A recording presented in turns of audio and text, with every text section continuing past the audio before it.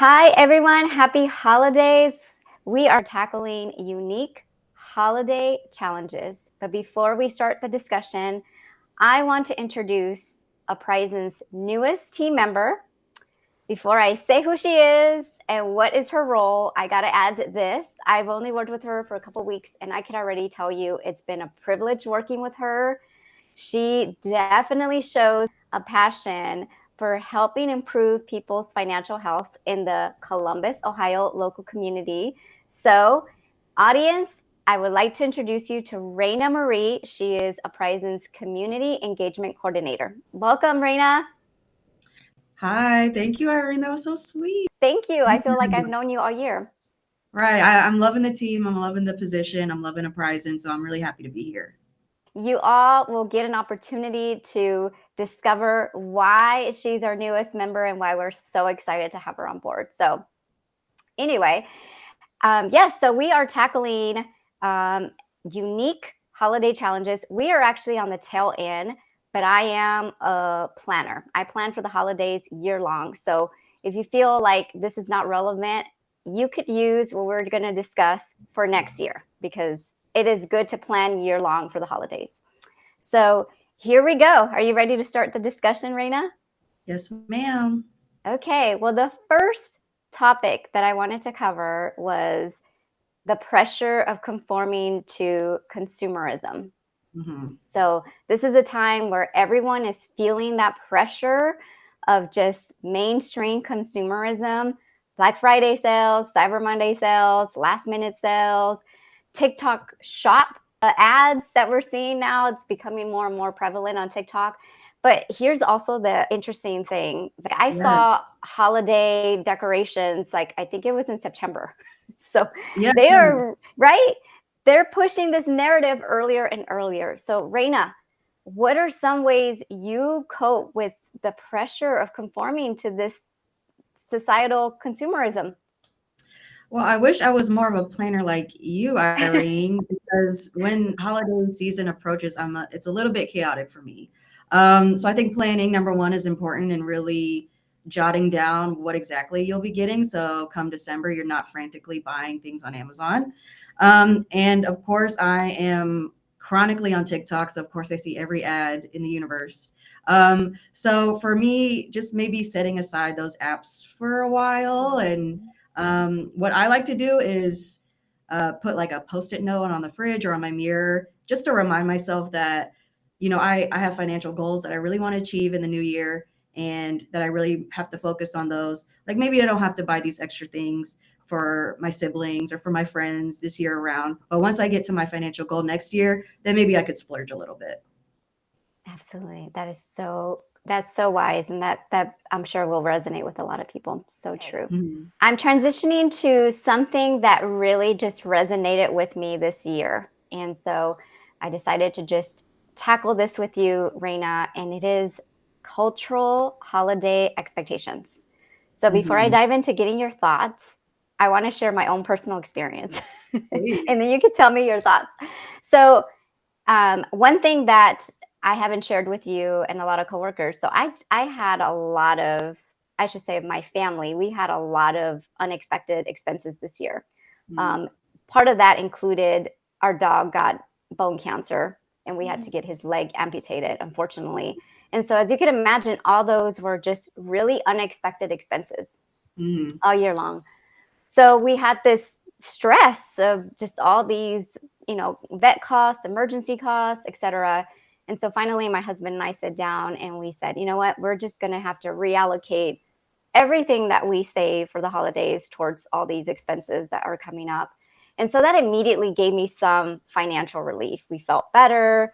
I was like, okay, we're just going to make a bare minimum budget for the holidays. So we just immediately felt that relief with that decision. And we felt empowered too, just with everything that was going on.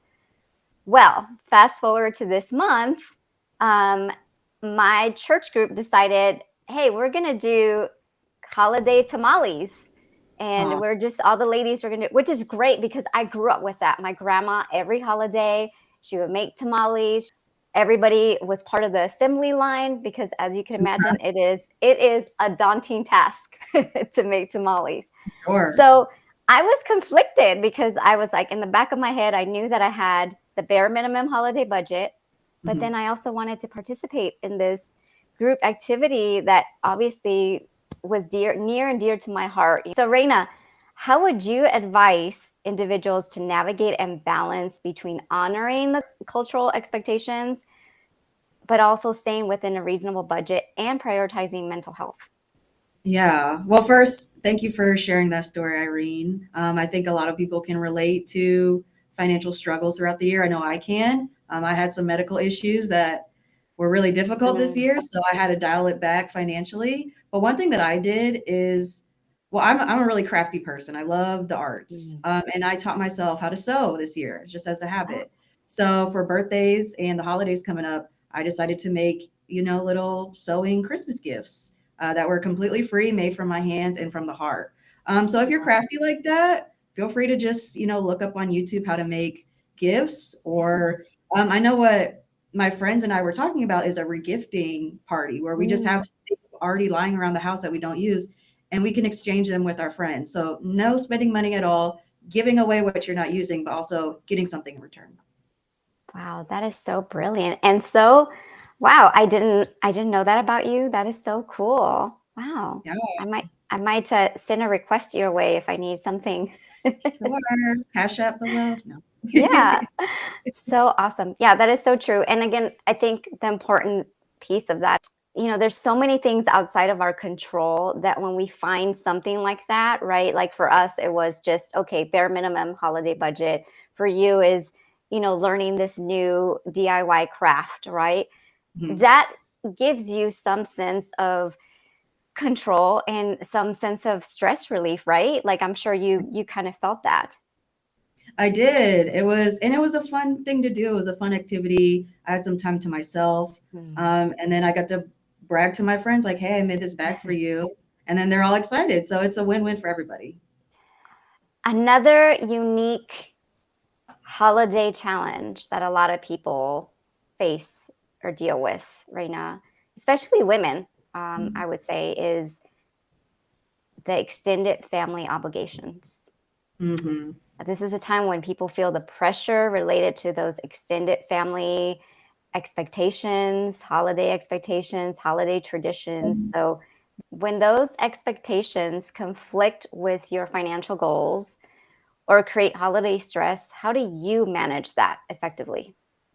Yeah. I mean, like you mentioned before, women, we've been socialized to be the caretakers and the nurturers and to put our needs aside for the family.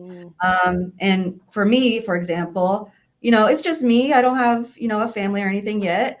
So I don't necessarily have that pressure. But when it comes to growing up and I saw my mom kind of sacrificing a lot for the family, I definitely understand that. So my advice for at least women going through this is really focus again on your financial goals and your future for yourself and set your boundaries and know that your future is worth it.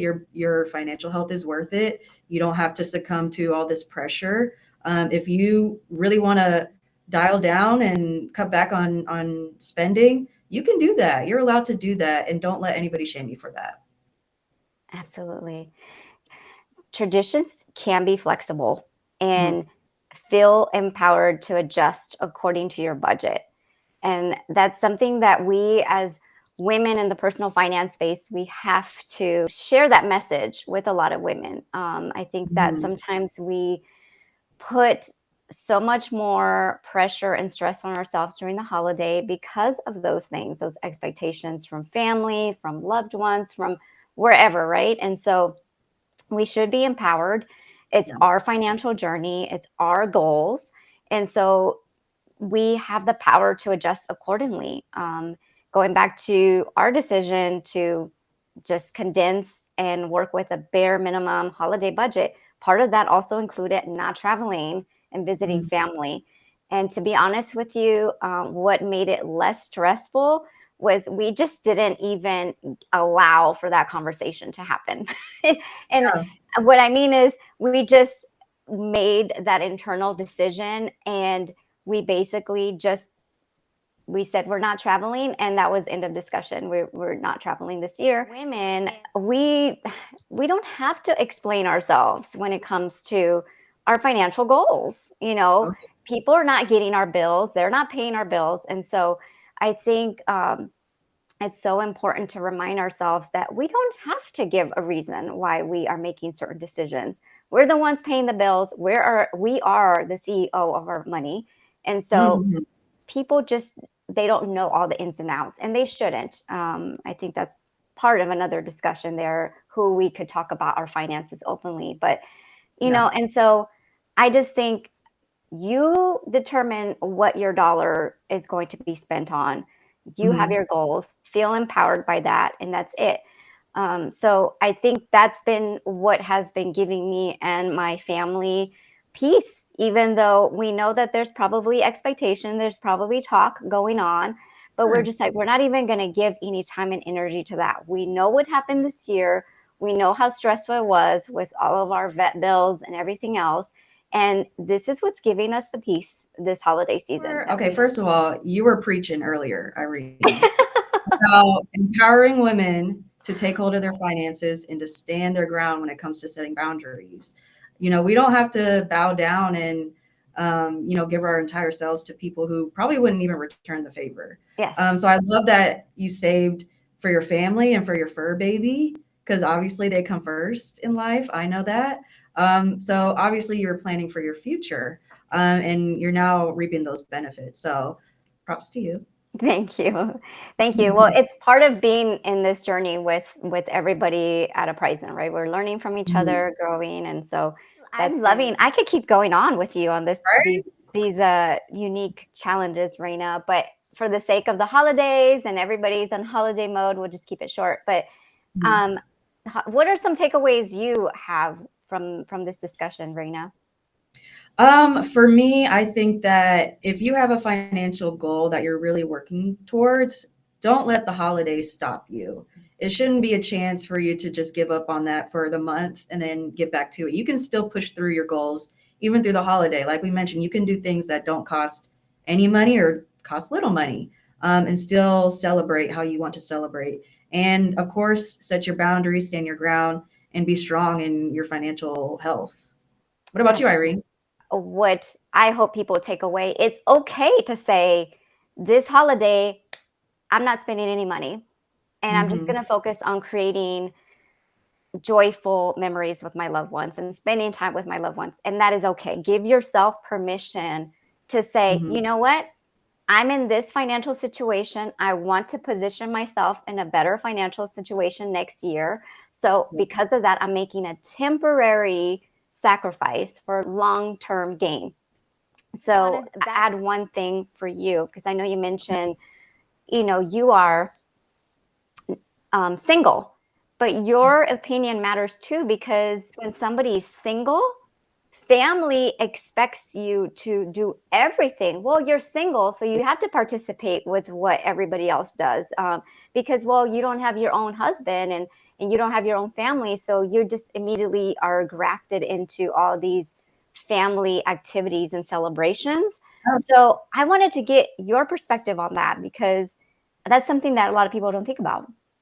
yeah, I mean, I agree, and you know what that's called? It's called the single tax, where if you're invited to a wedding, you have to pay for everything while the couples can split the payment, or if you go to a party, Mhm. instead of splitting the payment with your partner, it's all on you. Same with the holidays. So I definitely know that firsthand, and I think it goes back to knowing your goals, knowing your boundaries, standing strong in them, Yes. and being proud of being single is there's nothing wrong with that. I know our society loves to, uplift couples, which love that too, but single people, deserve to take up space as well. Just because you're single during the holidays does not mean you have to break the bank.